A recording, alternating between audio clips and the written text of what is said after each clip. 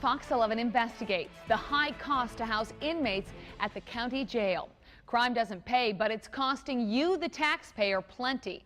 Fox 11's Mark Leland discovered it runs into the millions of dollars, and he questioned local officials about whether criminals are getting off easy at your expense. The bill adds up fast for those sentenced to jail time in counties around Wisconsin. In Brown County, the cost to house each inmate for a single night, $52.44. And by state law, that's what Brown County can charge the inmates, so taxpayers don't pay for those committing the crimes. Lieutenant Phil Steffen keeps track of what it costs to house inmates at the Brown County Jail. $52.44 per day per inmate. Correct. And that covers? That's everything. The cost of the facility, the cost of staff, food, everything is $52 a day. Is $52.44 what you bill the inmate? No. We charge $20 a day for the inmates. Last year, the Brown County Sheriff's Department billed inmates more than $1 million in daily fees, charging the $20 a day rate. But by law, the county could have charged those inmates more than $2.5 million. And the state legislature this past spring added more teeth to the law, giving counties 2 years instead of 1 to collect those jail payments.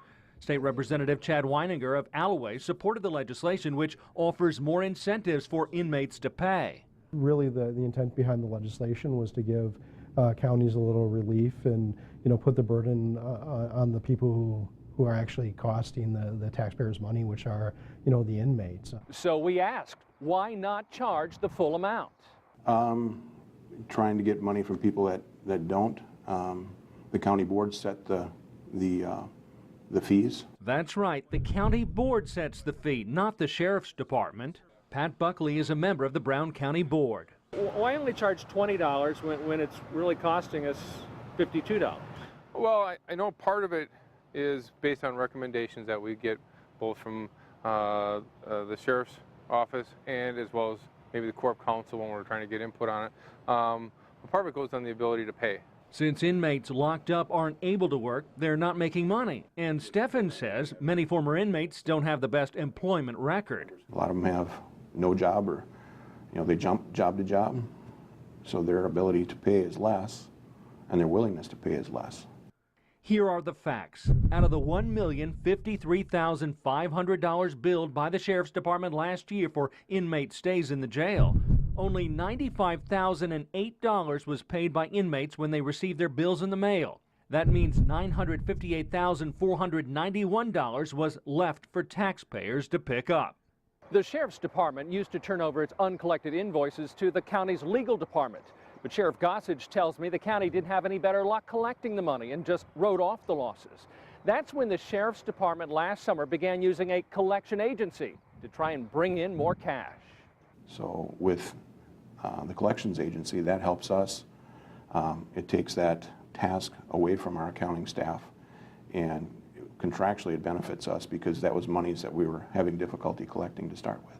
In the last 6 months of 2013, Professional Placement Services out of Milwaukee brought in an additional $20,215 by following up on overdue jail bills. For the first 3 months of this year, PPS brought in another $17,000.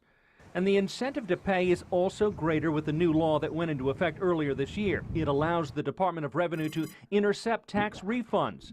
Any jail debt can also show up on one's credit report. Like I said, it goes against their credit report. It goes in tax intercept, and those two programs are what is making a lot of these people pay. Brown County is able to get more money from inmates who are granted work release privileges or are eligible for at-home GPS monitoring. These inmates are required to pay their bill to take part in these programs. Work release inmates are charged $20 a day, and $238,000 was collected last year. GPS inmates are charged $23 a day and brought in another $559,000. Could the county collect more by charging more, even with most inmates not paying? If you were to charge $52.44, I mean, feasibly, some of the inmates would be able to pay that.